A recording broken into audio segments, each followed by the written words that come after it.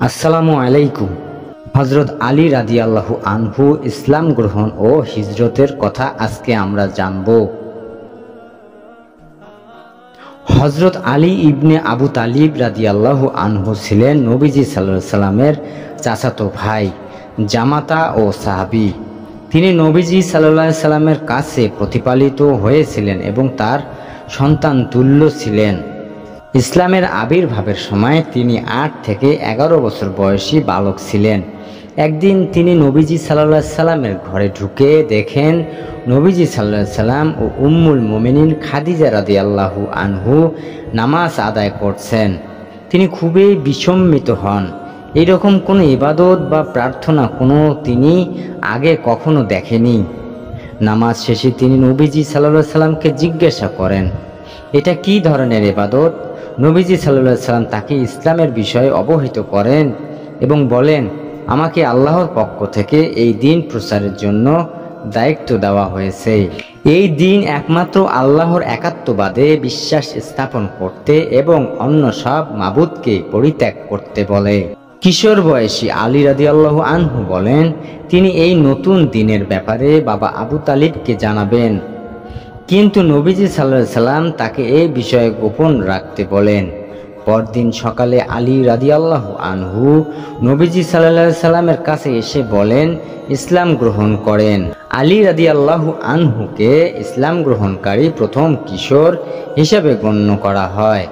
বয়স বাড়ার সঙ্গে সঙ্গে তিনি নবীজি সাল্লাল্লাহু আলাইহি সাল্লামের একজন গুরুত্বপূর্ণ সহযোগী হয়ে ওঠেন। যে রাতে নবীজি সাল্লাল্লাহু আলাইহি সাল্লাম মক্কা থেকে মদিনায় হিজরতের পরিকল্পনা করছিলেন, সেই রাতে মক্কার মুশরিকরা নবীজি সাল্লাল্লাহু আলাইহি সাল্লামের বাড়ি ঘেরাও করে রেখেছিল তাকে হত্যা করার উদ্দেশ্যে। নবীজি সাল্লাল্লাহু আলাইহি সাল্লাম হযরত আলী রাদিয়াল্লাহু আনহুকে নিজের বিছানায় রেখে মুশরিকদের চোখে ধুলো দিয়ে মক্কা ত্যাগ করেন। সকাল পর্যন্ত মুশরিকরা হযরত আলী রাদিয়াল্লাহু আনহুকে নবীজি সাল্লাল্লাহু আলাইহি সাল্লামের বিছানায় দেখে ভাবছিল নবী সাল্লাল্লাহু আলাইহি সাল্লাম শুয়ে আছেন।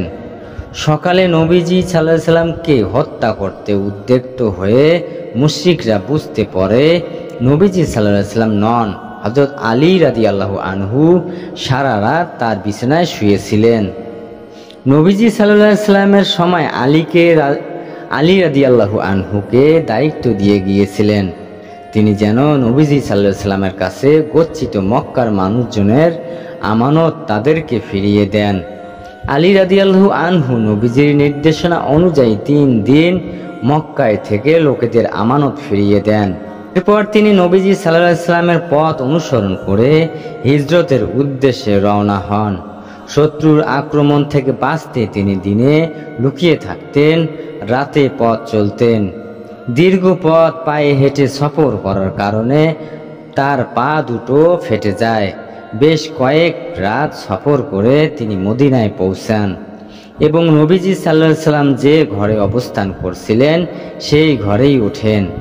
নবীজি সাল্লাল্লাহু আলাইহি সাল্লাম মক্কা থেকে মদিনার হিজরতকারী সাহাবী ও মদিনার স্থায়ী বাসীদের মধ্যে ভ্রাতৃত্বের সম্পর্ক স্থাপন করে দিয়েছিলেন, অর্থাৎ প্রত্যেক মুহাজির সাহাবীকে কোনো আনসারী সাহাবীর ভাই বানিয়ে দিয়েছিলেন, যেন মদিনায় বসবাস করা সহ যাবতীয় ব্যাপারে তিনি তার সাহায্য পেতে পারেন। তখন নবীজি সাল্লাল্লাহু আলাইহি সাল্লাম আলী রাদিয়াল্লাহু আনহুকে মদিনার কোনো সাহাবীর ভাই না বানিয়ে তাকে নিজের ভাই হিসেবে গ্রহণ করেন এবং বলেন, তিনি দুনিয়া ও আখিরাতে আমার ভাই। মদিনায় হিজরতের পর মুসলমানদের বিভিন্ন যুদ্ধে আলী রাদিয়াল্লাহু আনহু অত্যন্ত বীরত্বপূর্ণ অবদান রাখেন। বদরের যুদ্ধে তিনি মুসলমানদের পতাকাবাহী ছিলেন। উহুদের যুদ্ধে মুসলমানরা ছত্রভঙ্গ হয়ে গেলে তিনি নবীজি সাল্লাল্লাহু আলাইহি সাল্লামকে রক্ষার ক্ষেত্রে গুরুত্বপূর্ণ ভূমিকা পালন করেন। খন্দকের যুদ্ধে তিনি আরবের কিংবদন্তি যোদ্ধা ওমর ইবনে আবদে ওয়াদকে পরাজিত করেন, যাকে 1000 সৈন্যের সমতুল্য মনে করা হতো।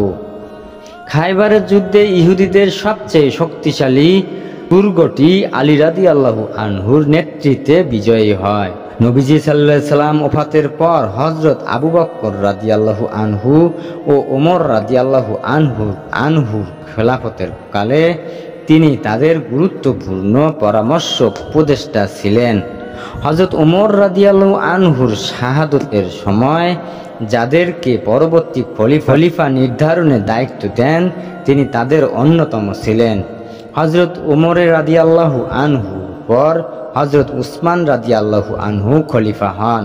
উসমান রাদিয়াল্লাহু আনহু শাহাদতের পর হযরত আলী রাদিয়াল্লাহু আনহু মুসলমানদের খলিফা হন।